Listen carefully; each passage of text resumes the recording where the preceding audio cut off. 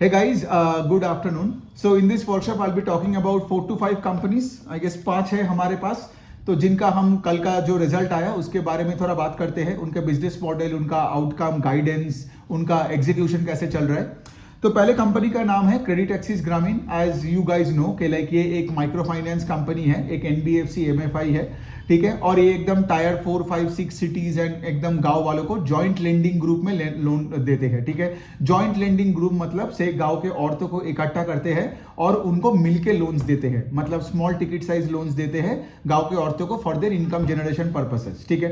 तो यही है इनका मेजोरिटी बिजनेस मॉडल। अब दूसरे साइड में क्या है, क्रेडिट एक्सिस ग्रामीण अभी धीरे धीरे करके जेएलजी ग्रुप के साथ साथ अभी इंडिविजुअल माइक्रो फाइनेंस लोन और लोन अगेंस्ट प्रॉपर्टी भी देने लग गया। इसका रीजन क्या है, बिकॉज सोचिए ना, आप अगर गांव के बहुत सारे औरतों को लोन दे रहे हो, कुछ कुछ औरतें ऐसे होंगे जो से उनका जो धंधा चालू किया, मतलब छोटे से एक टिकट साइज का लोन लेके उसे उसका धंधा बड़ा होने लग गया, ठीक है। अब उसके बाद she would need more money ना, she would need say a bigger capital to say for example to scale the business, right. तो उसके लिए इन्होंने क्या किया, कंपनी ने क्या किया, इंडिविजुअल माइक्रो फाइनेंस लोन, जहां पे से उसी औरत को company let's say for example एक हायर टिकट साइज लोन देगा एंड ऑफ कोर्स एक लोन अगेंस्ट प्रॉपर्टी का भी एक सेगमेंट बना लिया, सो that they can give business loans against the property on which let's say the lady is residing, ठीक है। तो इससे क्या होता है ना, इससे ये होता है कि you don't lose that customer. मतलब सोचो अगर अपने कस्टमर को पकड़ा जो आप मतलब छोटे से बड़े हुए, और लेट से अगर आप बड़े टिकट साइज लोन्स दे नहीं पाओगे तो वो कस्टमर किसी बैंक के पास चले जाएंगे, है ना, या फिर कोई बड़े एनबीएफसी के पास चले जाएंगे। तो इसीलिए क्रेडिट एक्सिस ग्रामीण ने क्या किया, ये individual micro finance loans and business loans against property भी किया है, so that they can give out higher ticket size loans. अब ये बिजनेस का बहुत तगड़ा सीन ये है कि लाइक ये बहुत ही कंसिस्टेंट एक एनबीएफसी कंपनी है। मतलब कंपनी का मैनेजमेंट का ये कहना है कि लाइक ये हमारे देश में जो माइक्रो फाइनेंस का जो सेक्टर है, they can double in the next 3 years, ठीक है। And credit access Grameen will grow at par with the micro finance space. तो डबल इन 3 years मतलब 25% का CAGR है। सो क्रेडिट एक्सिस ग्रामीण का हमेशा गाइडेंस रहता है that we will grow the loan book by 25% CAGR। लेकिन अगर आप Q4 का भी नंबर देखोगे तो ये 27% से ग्रो किया। Q3 over Q3 was I think it was 32% YOY। So credit access Grameen ने जो भी गाइड किया था that they will grow by 24-25%, they outperform the guidance when it comes to loan book का ग्रोथ। दूसरे side में ये है कि कंपनी को यहाँ पे ऑपरेटिंग लेवरेज भी मिला है इन अ वे के लाइक अगर आप इनका प्रॉफिट आफ्टर टैक्स देखोगे या ईपीएस का ग्रोथ देखोगे, that is north of 30%। So when your PAT का growth is more than your AUM का growth, that means you have some degree of operating leverage. तो कंपनी को ये भी मिला है। अब बात यहां पे आता है कि लाइक ये जो माइक्रो फाइनेंस का बिजनेस है ये वॉल्यूम का गेम है, गॉट इट। मैं ये बार बार बोलता हूं कि माइक्रो फाइनेंस बिजनेस में क्या होता है, सिंस आपके कस्टमर का कोई क्रेडिट क्वालिटी नहीं होता है, कस्टमर का से वो कोई दुकानदार होते हैं, कोई साइकिल चला मतलब कोई साइकिल रिपेयर करने वाले दुकानदार या कोई एनिमल हस्बेंड्री में काम करने वाले, तो यहां पे क्या होता है ना, आपको यहां पे वॉल्यूम्स में खेलना पड़ेगा, आपको लाखों ऐसे कस्टमर्स को लोन देना पड़ेगा और सबको स्मॉल टिकट आइटम देना पड़ेगा, गॉट इट। तो जहां पे आप देखोगे ना कि से ब्रांच एक्सपेंशन नहीं हो रहा है, कस्टमर एक्विजिशन नहीं हो रहा है, या फिर कंपनी में लोन ऑफिसर्स ऐड नहीं हो रहा है, मतलब उस माइक्रो फाइनेंस कंपनी में प्रॉब्लम आ सकती है ना, बिकॉज एग्जिस्टिंग जो बेस है ना उस पर आप कभी पूरे तरीके से भरोसा नहीं कर पाओगे, बिकॉज ऑफ कोर्स जैसे मैंने बोला ये सब पार क्रेडिट वाले सारे कस्टमर्स है। तो क्रेडिट एक्सिस ग्रामीण का अगर मैं बताऊं, इनका जो बोरोवर बेस है दैट ग्रू 15% YOY, और इनका दूसरे साइड में अगर देखोगे इनका लोन ऑफिसर्स का जो ग्रोथ है दैट इज ऑल्सो 15-16% से बड़ा है। तो क्रेडिट एक्सिस ग्रामीण का जो लोन बुक का size is around 23-24,000 crore. So it's probably one of the biggest NBFCs in the micro finance space। लेकिन फिर भी they are growing their loan book, मतलब अपने लोन ऑफिसर्स और अपने borrowers at the rate of 15%।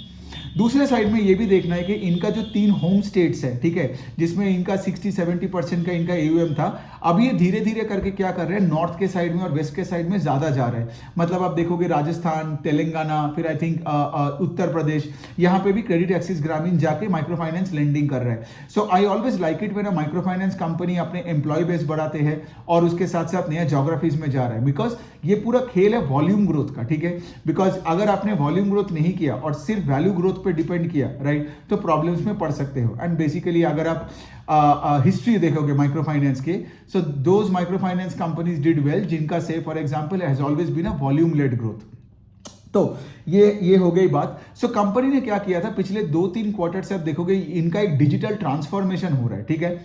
Digital transformation in अ वे के लिए ये लोग अपने सिस्टम को इंप्रूव कर रहे हैं डिजिटली, सो दैट क्या होगा आगे जाके डिसबर्समेंट्स, कलेक्शन, सोर्सिंग, ये सब कुछ डिजिटली होगा, तो इससे रिस्क मैनेजमेंट भी अच्छा होता है। एंड ऑफकोर्स आप देखोगे गांव वालों के पास भी आज धीरे धीरे करके सारे मोबाइल फोन्स आ रहे हैं, जियो का इंटरनेट कनेक्शन है, सो सब कुछ सही हो रहा है। तो डिजिटली आप करोगे and it also helps you to scale the business, right. मतलब कलेक्शन ऑफिसर्स को और भी मतलब गांव वालों के लोगों के हर किसी के घर में नहीं जाना पड़ेगा। ऑफ कोर्स आज सारे गांव वाले डिजिटल नहीं हुए हैं, अभी भी टाइम लगेगा। लाइक शहर के people are way more digitally savvy than the rural people, ये तो सबको पता है। But having said that the trend is moving more and more towards digital from let's say physical collection and physical sourcing, ठीक है। तो company ने इसलिए क्या हुआ था, सिंस ये डिजिटल इंफ्रास्ट्रक्चर बदल रहा है तो इनका कस्टमर एक्विजिशन रेट थोड़ा सा, उनका पेस थोड़ा सा घटा है, ठीक है। ये एक पॉइंट है। दूसरे साइड में आप देखोगे इनका जो एसेट क्वालिटी है वो थोड़ा सा बिगड़ा है in the last 2 quarters, but अभी भी इनका जीएनपीए नंबर देखोगे दैट्स ओनली 1.18%। मतलब 100 रुपीज अगर आप लोन देते हो तो उसमें से 1 रुपये एंड 18 पैसे का प्रिंसिपल में आपको 3 महीने का ईएमआई नहीं आ रहा है। That's the whole definition of gross NPA. तो 1.18 is well within the tolerance limit, right. और दूसरे साइड में कंपनी का एक गाइडेंस दिया फॉर द नेक्स्ट 3 ईयर्स, ठीक है। तो उन्होंने ये बताया कि हम अपने लोन बुक को बिटवीन 20 एंड 25% से ग्रो करेंगे। अब ऑफ कोर्स 2025 मतलब अगला, मतलब अभी 23,000 करोड़ है, मतलब ये 50,000 करोड़ के आसपास के एयूएम बन जाएगा, लोन बुक बन जाएगा let's say in the next 4 years, ठीक है। मतलब 4 साल में U double the loan book, that is around 18-22% CAGR। और यहां पे उन्होंने ये दिखाया कि आगे जाके क्रेडिट कॉस्ट थोड़ा बढ़ेगा ना। उसका एक रीजन है, आप अगर देखोगे आज अगर क्रेडिट एक्सिस ग्रामीण का credit cost is less than 2% और उन्होंने गाइडेंस दिया 2.5%। Now many people might say के लिए क्रेडिट कॉस्ट बढ़ गया, मतलब बढ़ने का गाइडेंस दे रहे हो तो एसेट क्वालिटी खराब हो गया, ऐसे मत सोचना। यहां पे क्या हो रहा है, माइक्रो फाइनेंस सेक्टर अभी धीरे धीरे करके एक बहुत ही सिग्निफिकेंट सेक्टर बन रहा है हमारे देश में, ठीक है। तो जितना सिग्निफिकेंस बनेगा माइक्रो फाइनेंस सेक्टर में तो ओवरऑल क्रेडिट कॉस्ट भी थोड़ा बढ़ेगा ना। Got it. जैसे credit cost in the micro finance space probably 10 years back was way lower than the credit cost in the microfinance space today is what am I trying to say here। हमेशा ना number को इस तरीके से मत देखना कि credit cost थोड़ा बढ़ गया मतलब सब कुछ खराब हो रहा है। कंपनी आपको ये बोलने का कोशिश कर रहा है कि सोचिए ना, अगर क्रेडिट एक्सिस ग्रामीण 50,000 करोड़ का लोन बुक वाला एक कंपनी बन जाता है तो उनका तो क्रेडिट कॉस्ट थोड़ा बढ़ेगा ना। एंड सोचिए if you are comparing the कोई माइक्रो फाइनेंस एनबीएफसी का credit cost with let's say एक यूनिवर्सल बैंक का credit cost, then it won't make sense. Banks का credit cost can be around 1%, but micro finance companies, affordable से for example housing finance companies, right, जो भी आज आपका tyre 4, 5, 6 cities में जाएगा वहां तो आपको थोड़ा ज्यादा रिस्क लेना ही पड़ेगा, right. You make more money but then also having said that कुछ लोग तो ज्यादा से ज्यादा डिफॉल्ट करेगा ही as you scale up, right. मतलब you can't have a microfinance company जहां पे कोई कस्टमर डिफॉल्ट नहीं कर रहा है। सो क्रेडिट कॉस्ट बढ़ना is okay as long as you make more money from the existing and the new base of customers. Got it. सो ये है उनका बात के लिए अगले 3-4 साल में 2.5% का क्रेडिट कॉस्ट होगा। और अगर क्रेडिट एक्सिस ग्रामीण बोल रहे हैं कि 2.5% का क्रेडिट कॉस्ट होगा in the company, that means आप पकड़ लो इंडिया में अगर माइक्रो फाइनेंस को ग्रो करना है तो ऑन एन एवरेज लेवल पे credit cost has to be around 2.5%। So कोई भी कंपनी को मैं क्रेडिट एक्सिस ग्रामीण के साथ कंपेयर करता हूं इन द माइक्रो फाइनेंस स्पेस कि अगर उसका क्रेडिट कॉस्ट क्रेडिट एक्सिस ग्रामीण से बुरा है, दैट मींस क्या, दैट मींस वो कंपनी उतना अच्छे से काम नहीं कर रहा है। लेकिन अगर उसका क्रेडिट एक्सिस ग्रामीण के लेवल का क्रेडिट कॉस्ट है that means it's okay, because of course जैसे मैंने बताया यहां पे, राइट, एंड लेंडिंग बिजनेस पे तो हमेशा आपको तो कुछ ना कुछ तो लॉसेस लेना ही पड़ेगा। सो ये है बात। एक और पॉइंट है जो मैनेजमेंट ने क्लियरली बताया कि पिछले कॉन कॉल का बात कर रहा हूं कि उनको कैपिटल रेज नहीं करना है for the next 2 years। Why? Because business का रिटर्न ऑन इक्विटी अभी 25% है और इनका ग्रोथ का गाइडेंस कितना है 20-25%। Got it. सो अगर आपका return on equity is more or less equal to the rate at which you want to grow in the future, that means क्या, दैट मींस आप इंटरनल एक्रूवल से ही grow कर लोगे, आपको बाहर से पैसा क्यों चाहिए। You would want to need money from outside, मतलब इक्विटी डाइल्यूट करके या डेट मतलब डेट उठा के, ये आप तब करोगे जब लेट्स से फॉर एग्जांपल आपका ROE number is 25% and you want to grow let's say 50%। तो वो जो गैप है ना, उस गैप के लिए आपको और कैपिटल रेज करना पड़ेगा बाय डाइल्यूटिंग इक्विटी। लेकिन क्रेडिट एक्सिस ग्रामीण का वही है ना कि हम तो इंडस्ट्री के बराबर चलेंगे, 25% से ग्रो करेंगे और इनका आरओई का नंबर भी 25% है। बाय द वे इनका आरओई का नंबर वाई लेवल पे बड़ा भी है, that's a good sign. ROE number बड़ा है, but since you are trying to grow, if the ROE number is more or less equal to growth, that means क्या, और रिटर्न ऑन इक्विटी का मतलब है शेयर होल्डर इक्विटी बेस में मैं कितना बना रहा हूँ, अगर उसमें ही मैं 25% बना रहा हूँ, then I can use that money and grow the book by 25%, है ना। बट उससे ऊपर अगर चाहिए तो देन कंपनी को से for example will need more money from the market, right. But अभी के लिए कंपनी का तो एकदम इच्छा नहीं है 20-25% के ऊपर ग्रोथ करने में, और उन्होंने जैसे गाइडेंस दिया तो वैसे ही है। ओके, तो यही है। तो क्रेडिट एक्सिस ग्रामीण का सब कुछ मुझे ठीक ही लगा, जस्ट के वो जो एसेट क्वालिटी थोड़ा क्वार्टर ऑन क्वार्टर बढ़ रहा है ना, मतलब अभी तो कॉन कॉल मैंने सुना नहीं है, जब मैं सुनूंगा एक और वीडियो बना के दूंगा। I would probably want to ask the management, या I hope somebody else asks के लाइक ये asset quality, I know it's very tolerable, 1.18% is not a big number, but अगर आपका एसेट क्वालिटी, बिकॉज इनका देखिए collection efficiency is 9, I think collection efficiency इसका 98.4% है, तो प्रॉब्लम उतना है नहीं, ठीक है। लेकिन होता है ना, जैसे फॉर एग्जांपल अरमान फाइनेंशियल्स का भी क्रेडिट एक्सिस ग्रामीण की तरह थोड़ा एसेट क्वालिटी थोड़ा सा बिगड़ा in the past 2-3 quarters, even though इनका कलेक्शन एफिशिएंसी में उतने प्रॉब्लम्स है नहीं, ठीक है। तो ये थोड़ा देखना पड़ेगा कि because I really want the asset quality to stabilise, but I also understand the fact के लाइक अभी कोविड के बाद when everything has come back to normal, going forward asset quality में थोड़ा ऊपर नीचे हो ही सकता है, but as long as it is within the tolerance limit I am fine. दूसरा कंपनी का बात करते हैं कजारिया सेरामिक्स। तो ये 90% ऑफ सेल्स कजारिया का आता है टाइल्स बेच के, ठीक है। और सोचिए टाइल्स कहां आप लगाते हो, घर पे लगाते हो, गॉट इट। तो रियल एस्टेट सेक्टर के साथ कजारिया का डायरेक्ट एक कोरिलेशन है, ठीक है। तो आपने सबने देखा होगा कि रियल एस्टेट सेक्टर में भी अपटिक हो रहा है, राइट। सारे रियल एस्टेट कंपनीज का जो प्री सेल्स नंबर, सेल्स का नंबर जो आ रहा है वो अच्छी आने लग गया है पिछले 1-2 क्वार्टर से। तो लेकिन आप देखोगे कजारिया में उतना ग्रोथ नहीं है, इवन FY23 के बाद, ठीक है। तो मैनेजमेंट ने बोला था कि हम डबल डिजिट से वॉल्यूम को ग्रो करेंगे, लेकिन FY24 के बाद, मतलब ये जो लास्ट का जो फिस्कल अभी खत्म हुआ, इनमें क्या हुआ, इनका टोटल सेल्स ग्रोथ ओनली ग्रू 6.6%, जबकि डबल डिजिट का ग्रोथ का बात किया था। मतलब क्या, you over promised and you under delivered, right. तो ऐसे कंपनी के लिए, स्टॉक के लिए कभी अच्छा नहीं होता है। और अगर आप इस क्वार्टर में देखेंगे Q4 में, तो कजारिया का जो टाइल्स का, देखो मैं टाइल्स का ही बात करूंगा क्योंकि 90% सेल्स टाइल्स से आता है, राइट। बाकी 10% वो एडहेसिव और वो सब का बात करके तो टाइम मुझे आपका खराब नहीं करना है।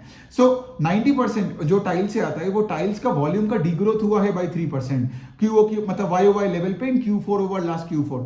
तो इसके बारे में और क्या ही बात करना है। और अगर इनका पीपीटी पढ़ोगे तो मैनेजमेंट इज जस्ट होपफुल, ठीक है, कि आगे जाके हमारे FY25 में ग्रोथ आ जाएगा with the real estate uptick. But I don't want anybody who is telling me के लिए होप में मैं पैसा बनाऊंगा, नहीं। I need clarity, I need Tailwind. मुझे एक ऐसा सिस्टम चाहिए जहां पे मैं देख सकता हूं कि मैनेजमेंट का से फॉर एग्जांपल एक गोल है, एक डिसिप्लिन है, रादर देन उम्मीद में बैठा है कि चलो रियल एस्टेट अच्छा होगा तो हमारा ग्रोथ ये ठीक होगा। और जो ओवर प्रॉमिस करके अंडर डिलीवर करता है ना, उसका स्टॉक तो ऊपर नहीं जाता है। सो ये हो गया कजारिया। तीसरा कंपनी है डेल्टा कॉर्प। डेल्टा कॉर्प का तो प्रॉब्लम ही प्रॉब्लम। डेल्टा कॉर्प आप देखोगे पिछले क्वार्टर में, 1-2 क्वार्टर से पहले गवर्नमेंट ने क्या किया, जीएसटी बढ़ा दिया एकदम। मतलब जितना भी आप सेल कर रहे हो वहां पे, मतलब आप कैसीनो चिप्स बेच के, फिर आप जो भी हो, जो भी कस्टमर्स कुछ जो भी कर रहे हैं, तो आपने क्या किया, उन सब में जीएसटी को बढ़ा दिया। आई थिंक 28% के लेवल पे लेके आया।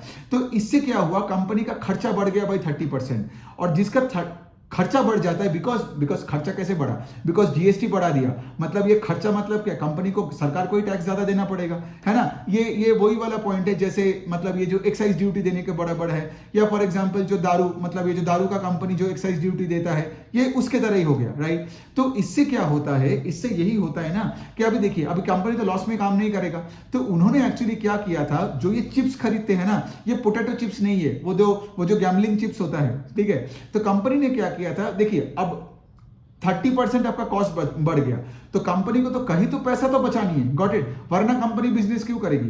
तो कंपनी ने पिछले क्वार्टर्स में एक काम किया था, वो यही किया था, चिप्स का वैल्यू घटा दिया था। मतलब अगर कस्टमर 100 रुपए दे रहे हैं तो उसको 80 रुपए का चिप्स मिल रहा था। लेकिन क्या हुआ, फिर कस्टमर का फुटफॉल घटने लग गया, कॉम्पिटिटर के पास चले गया। इसके बाद इवन डेल्टा कॉर्प ने यह भी बताया कि बहुत ऐसे सिचुएशन में बिकॉज देखो गोवा में आज बहुत लोग आते हैं सिर्फ कैसीनो में, जहाज में खेलने के लिए, तो वो लोग भी नहीं आ रहे थे, ठीक है। तो उसमें भी इनको लग रहा था कि प्रॉब्लम है।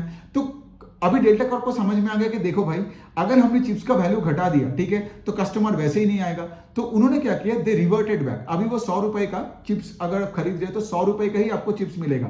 लेकिन क्या है, कंपनी ने Q3 के कॉन कॉल में एक चीज बताया था कि हम लोग कोशिश कर रहे हैं कि लोग अभी कम जीते, गॉट इट। सो पहले अगर सोचो, अगर 100 लोग होता था, उसमें अगर 6 लोग जीतते थे, राइट। अभी क्या कर रहे हैं वो लोग, बिकॉज देखिए अल्टीमेटली द हाउस विंस, ये तो आप सबको पता ही है कोई भी कैसीनो में। लेकिन अभी अगर 100 लोग खेल रहे हैं तो दे विल एंश्योर के लिए 6 लोग नहीं जीते, 3 लोग जीते या 2 लोग जीते, तो वो जो 4 लोग एक्स्ट्रा हारा उससे कॉस्ट तो बचा। Got it. अब I don't blame Delta Corp, because आपने अगर रैंडमली ऐसे जीएसटी बीएसटी बढ़ा दिया तो फिर क्या फायदा, गोवा का टूरिज्म भी इफेक्ट होगा, end of course delta Corp का भी अगर डैमेज हुआ तो गोवा का इमेज भी खराब होगा, राइट। सो एनी विच वे, लेकिन इस क्वार्टर में आप देखोगे कंपनी का रिजल्ट उतना बुरा नहीं लगा इन अ वे कि इनका सेल्स कुछ 17% से ग्रो किया YOY इन Q4, राइट। इनका एक जहाज कुछ डॉकयार्ड में समथिंग लाइक था। अब कल मैंने सिर्फ रिजल्ट देखा तो मे बी वो जहाज ऑपरेशनल हो गया, एक बार मुझे कॉल देखना पड़ेगा, तो आई गेस वो जहाज नहीं आता तो शायद ये सेल्स का ग्रोथ नहीं दिखता। तो अच्छी बात है, सेल्स का ग्रोथ मिला डेल्टा कॉर्प को।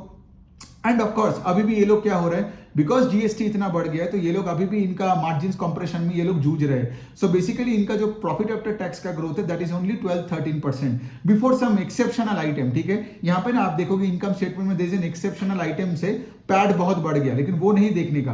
सो without the exceptional item PAT grew 13% जबकि सेल्स ग्रू 17%।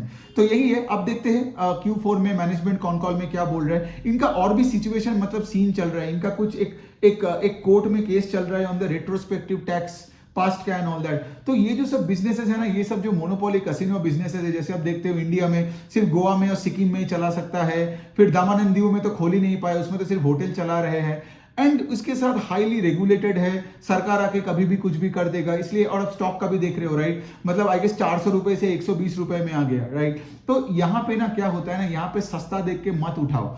देखिए मैं रिकमेंडेशन नहीं दे रहा हूँ, मैं यही बता रहा हूँ कि सिचुएशन को बेटर होने दो, ट्रैक करो, बेटर है कि ना अब सब ठीक हो जाए 200 में खरीदो रादर देन ये, क्योंकि मैंने बहुत लोगों को देखा है डेल्टा कॉर्प 200 से लेते लेते अभी 120 में आके अटक गया है, राइट। तो हमें ऐसे कंपनीज में नहीं जाना है जहां पे प्रॉब्लम्स ही प्रॉब्लम्स हो, राइट। हमें ऐसे कंपनीज में जाना है जिसमें अर्निंग्स ग्रोथ मोमेंटम हो, टेलविंड हो, मार्केट शेयर कैप्चर कर रहा हो, राइट, ताकि आपके पैसे सही जगह में एलोकेटेड रहे और पैसा बनाओ। Got it. सो ये है बात। दो और कंपनी है यूनाइटेड ब्रीवरीज, इनका सेल्स का ग्रोथ मुझे अच्छा लगा, 17, 18, 19% के आसपास इनका सेल्स का ग्रोथ हुआ। सो ऑन दैट स्पेस, ये बाय द वे किंगफिशर बेचने वाला कंपनी है, बियर के कंपनी है। सो 17, 18, 19% का growth is not a bad number. So अच्छी कंपनी है, ज्यादा कुछ नहीं है बोलने के लिए इसका। अब चले आते हैं Pidilite is the last company. अब पीडीलाइट में मुझे कुछ बात करनी है, ठीक है। पीडीलाइट में क्या होता है, पीडीलाइट के बारे में जब भी अगर मैं कुछ नेगेटिव लिखता हूं तो लोग क्या बोलते हैं, पीडीलाइट ने बहुत पैसा बना दिया, लेकिन वो तो पास्ट की बात है भाई। आज अगर आप पीडीलाइट खरीद रहे हो तो आपको आगे का देख के खरीदना है, पीछे का देख के थोड़ी खरीदोगे।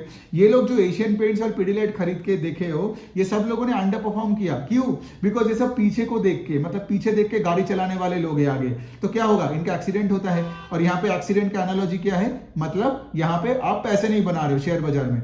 तो पीडीलाइट का सोचो, पीडीलाइट का एट अ कंसोलिडेटेड लेवल, ठीक है, आप देखोगे पीडीलाइट का सेल्स का ग्रोथ इज बिटवीन 5 and 9%। तो जिस कंपनी का सिंगल डिजिट में सेल्स का ग्रोथ का नंबर रिपोर्ट करता है और उसका स्टॉक 80-90 के पीई में है, कहां से पैसा बनाएगा? Understand this. लेकिन जब मैंने कल ये पोस्ट किया था, 2-3 लोग आ गए, ठीक है, और नीचे आके लिखने लग गया कि पीडीलाइट तो पैसा बनाएगा। एक बंदा आके बोलने लग गया कि मेरे को तो 2014 से बना के दे रहा है। अरे भाई, उस टाइम पे पीडीलाइट 20, 25, 30% से ग्रो करता था, लेकिन अभी उसका पेस ऑफ ग्रोथ घट के 5 और 9% के बीच में हो गया। तो आप जो बात कर रहे हो ना, आप उस स्टॉक का पास्ट का बात कर रहे हो, लेकिन मार्केट आगे का देखता है। Got it. उस टाइम पे शायद पीडीलाइट का पीई रेशियो था 30-35 और उसका ग्रोथ भी था 30%। तो क्या हुआ, पीई एक्सपेंशन भी हुआ और ईपीएस का भी ग्रोथ हुआ। लेकिन अभी क्या हो रहा है, पीई 80 में पड़ा है और सेल्स का growth is only 5 and 9%। Got it. तो आगे जाके कितना बनाएगा, I hardly doubt it. But then again, मेरा कोई रिकमेंडेशन नहीं है, this is exactly what I feel, so what I say, ठीक है। कोई भी आप पीडीलाइट लो ना लो, that is entirely up to you. Now the other important thing is, आप देखोगे ऐसे कंपनीज का क्या हो रहा है, एशियन पेंट्स, पीडीलाइट में सेल्स का ग्रोथ नहीं है, लेकिन there is an immense growth in PAT. आप देखोगे पैट ग्रू 40%, 50%। ये क्यों हो रहा है? Because raw material prices went down. Got it. जब आपका रॉ मटेरियल प्राइसेस घट जाता है तो आपका यहाँ पे क्या होता है, आपको ऑपरेटिंग लेवरेज मिल जाता है। But I wouldn't want operating leverage without sales growth. Got it. I want operating leverage with good sales growth, क्योंकि रॉ मटेरियल प्राइसेस कल एक जगह तक जाएगा नीचे, फिर उसके बाद तो फिर से ऊपर आने लगेगा अगले साइकिल में, फिर आप क्या करोगे?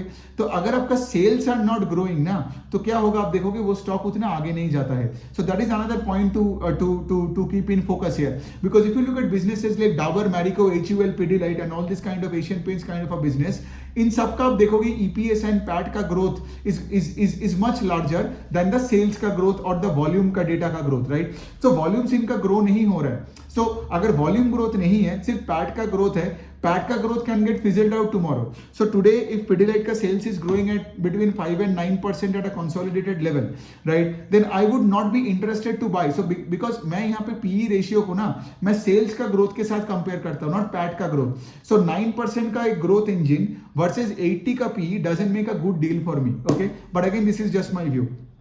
Anyway, यही बात हो गया। और पिडिलाइट के जैसा कोई भी कंपनी का ना पास्ट और फ्यूचर के बारे में सोचो, ठीक है? पास्ट में जो भी किया है वो पास्ट है भाई, आपको जो पैसा बना के दिया वो पास्ट है, लेकिन हमें तो फ्यूचर के बारे में देखना पड़ेगा ना। और स्टॉक का तो कोई मेमोरी नहीं है, वो आपका मेमोरी है, वो आपका बायस है।